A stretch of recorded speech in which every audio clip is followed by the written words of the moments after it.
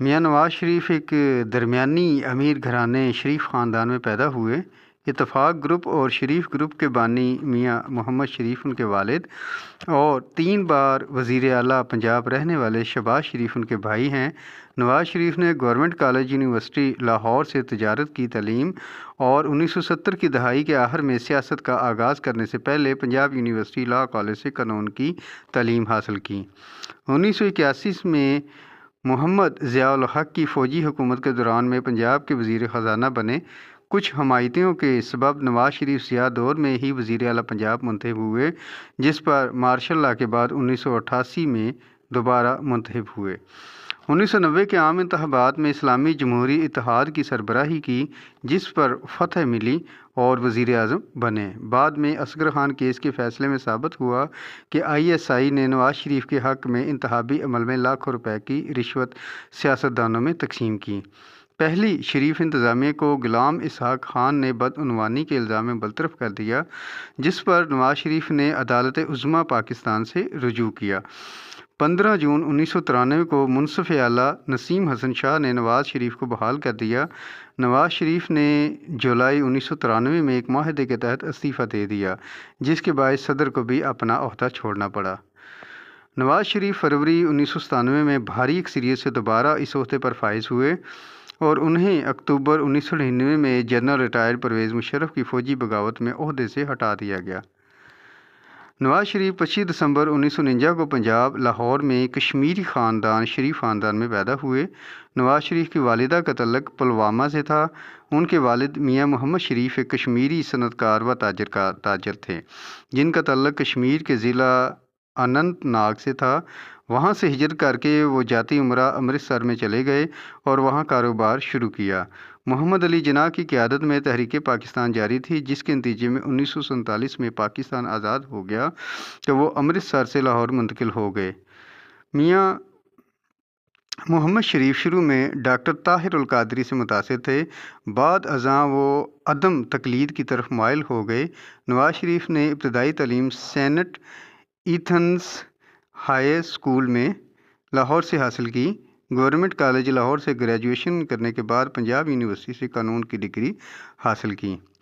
نواز شریف کی سیاسی تربیت پاکستان کے فوجی آمر جنرل محمد ضیاء الحق کے زیر سایہ ہوئی۔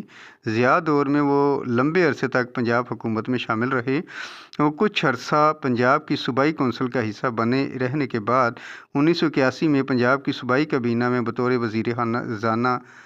وزیر خزانہ شامل ہو گئے۔ وہ صوبے کے سالانہ ترقیاتی پروگرام میں دیہی ترقی کے حصے کو 70% تک لانے میں کامیاب ہوئے۔ اس کے ساتھ ساتھ وہ کھیلوں کے وزیر بھی رہے اور صوبے میں کھیلوں کی سرگرمیوں کی نئے سرے سے تنظیم کی۔ آمریت کے زیر سایہ 1985 میں ہونے والے غیر جماعتی انتخابات میں میاں نواز شریف قومی اور صوبائی اسمبلیوں کی سیٹوں پر بھاری اکثریت سے کامیاب ہوئے۔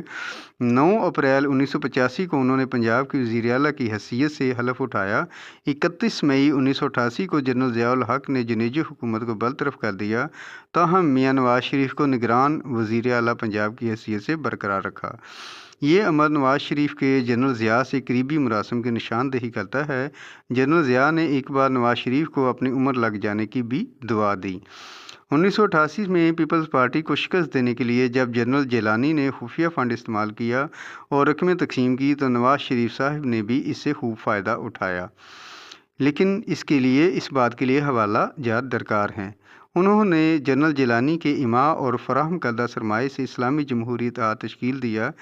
اس کھلی دھاندلی کے ذریعے نواز شریف 1988 کے انتخابات میں دوبارہ وزیر اعلیٰ منتخب ہوئے، لیکن اس بات کے لیے بھی حوالہ درکار ہے اور اس مدت میں مری اور کوہٹا میں زبردستی ترقی ہوئی۔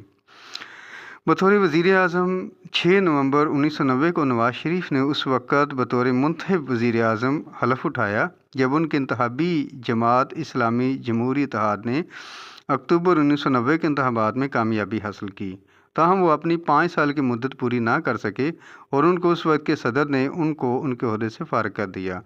اگرچہ ملک کی عدالت عظمیٰ نے ایک آئینی مقدمے کے بعد انہیں دوبارہ ان کے عہدے پر بحال تو کر دیا، لیکن ان کو جولائی 1993 میں صدر کے ساتھ اپنے عہدے سے استعفیٰ دینا پڑا۔ ان کے زمانہ وزارت عظمیٰ کے دوران میں نجی شعبہ کے تعاون سے ملکی صنعت کو مضبوط بنانے کی کوششیں کی گئیں۔ غازی بروتھا اور گوادر بندرگاہ جیسے عظیم منصوبے شروع کیے گئے۔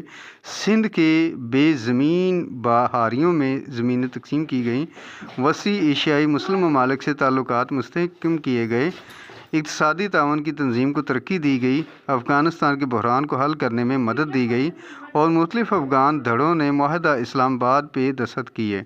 ان کے دور حکومت کی اہم خوبی پریسلر ترمیم کے تحت نافذ کی گئیں امریکی پابندیوں کے باوجود معاشی ترقی کا حصول تھی۔ اکتوبر 1999 میں نواز شریف نے اس وقت کے فوج کے سربراہ پرویز مشرف کو ہٹا کر نئے فوجی سربراہ کی تعیناتی کی کوشش کی۔ فوج کا کردار سیاست میں کم کرنے کی یہ دیانتدارانہ کوشش ان کے لیے آفت بن گئی اور ایک فوج بغاوت کے بعد ان کی حکومت کو ختم کر دیا گیا۔ فوج کی طرف سے ان کی حکومت کو ختم ہونے کے بعد ان پر مقدمہ چلا جو طیارہ سازش کیس کے نام سے مشہور ہوا۔ ان میں اغوا اور قتل کے الزامات شامل تھے۔ فوج کے ساتھ ایک خفیہ معاہدے کے بعد سعودی عرب چلے گئے۔ 2006 میں میثاق جمہوریت پر بے نظیر بھٹو سے مل کر دستخط کیے اور فوج حکومت کے خاتمے کا عزم کا اعادہ کیا۔ 23 اگست 2007 کو عدالت عظمیٰ نے نواز شریف خاندان کی درخواست پر فیصلہ سناتے ہوئے ان کی وطن واپسی پر حکومتی اعتراض رد کرتے ہوئے پورے خاندان کو وطن واپسی کی اجازت دے دی۔ 2013 کے عام انتخابات میں مسلم لیگ نون نے واضح اکثریت حاصل کی۔ اس بنا پر وہ تیسری بار وزیر اعظم پاکستان کے عہدے پر فائز ہو گئے۔